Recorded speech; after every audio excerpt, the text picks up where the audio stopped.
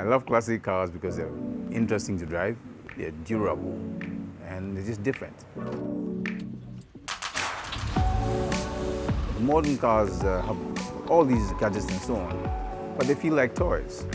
But these old things, they are gracious in themselves. You drive very slowly and just enjoy the ride. My name is Fred Oga Ambalun. I'm from Ghana, and I'm a classic and vintage car enthusiast. And my Africa is home, sweet home. I grew up among cars of now classic and vintage. My father had a couple of those Chevrolets and Pontiacs and stuff like the Mercedes. So at a very early stage, I was riding in these things and I got used to them. The first vintage car I owned, was a Mercedes. But that's more than 20 years ago. It was a Mercedes 180, a lovely car. It was also more or less junk. I bought it in the eastern region and we towed it to Accra and started working on it. But luckily, I had another one, so it was easy to just carry it up, take parts from this and fix it and so on.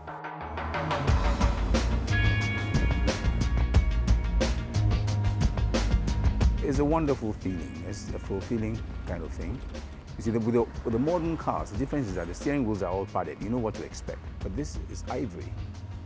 So you get ivory and you get bone. The difficulties in keeping them on the road is that it's not easy to find the parts that you need. Thanks to the internet these days, it's getting a little easier because you can go on the web and find out where you can get spares and so on. Second thing is that we lost most of the very good mechanics who were properly trained. We had mechanics who were trained in Coventry for Jaguar, were trained in Germany, in Stuttgart, in Mercedes-Benz and so on. And we lost some of those guys. And unfortunately, we don't have a crop of young mechanics who can work on these things satisfactorily. So there's a scarcity of properly qualified technicians. But it's a lot of work, a lot of passion. Passion has to be there. Chris Kusiapia has been restoring classic cars for the past 16 years. With Fred's car, anything can fall apart at any time. So anything would fail at any time. That's just how old cars are like. If you know classic cars, if you understand classic cars, or if you follow classic cars, in Ghana, you should know Fred. He's the one who doesn't compromise his taste and his passion for classic cars. So anybody who is looking to acquire one of these, anybody who's looking to rebuild one of these, he's the first person they call. There are not that many people, enthusiasts, classic car enthusiasts in the country at the moment, but the few who know and understand it, it's a labor of love for them. They'll do anything and go everywhere to go and find, they'll go to the most remotest village to go and find an old car, bring them in and have them done.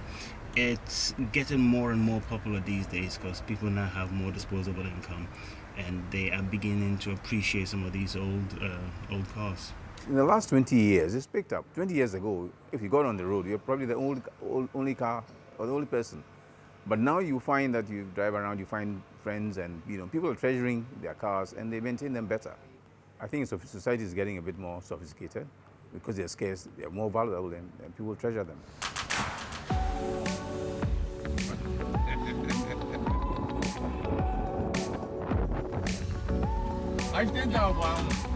Fred is president of the Gold Coast Classics Club, which organizes biannual meetups with fellow enthusiasts.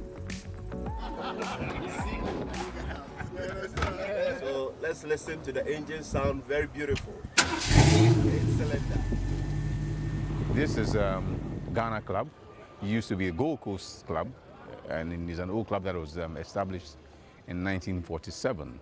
So the Gold Coast Classics Club is going around on the high street. It will go through Independence Square, the courts, the old cathedral, the lighthouse, and we have about 20 classic cars, British, American, German, Jaguars, a Mini Minor, Austin Minor, Mercedes, and a Citroen, which crossed the Sahara some years back. There are quite some interesting cars here.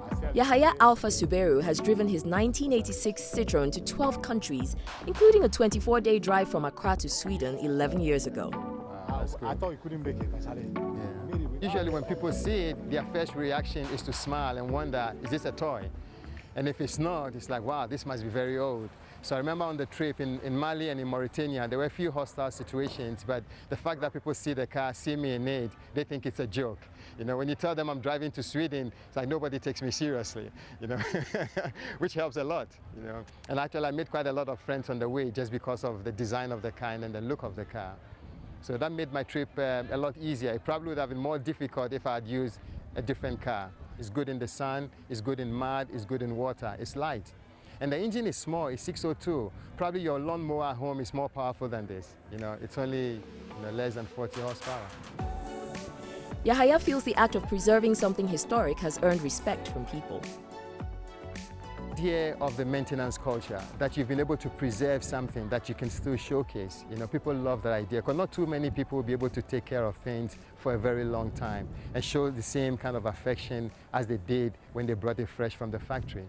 You know, so it's that idea, and more so in Ghana, because you have a lot of, probably as you've driven across town, a lot of things that are not maintained, dilapidated structure, so many things. So when they see a club that has people who own all these classic cars, there's a lot of respect. You know, so it's like if you can take care of your cars and maintain them, which means then you can help us take care of so many other things too. So most of the people who are here, they're here because they have that culture of maintenance. You know, and of course it's not cheap.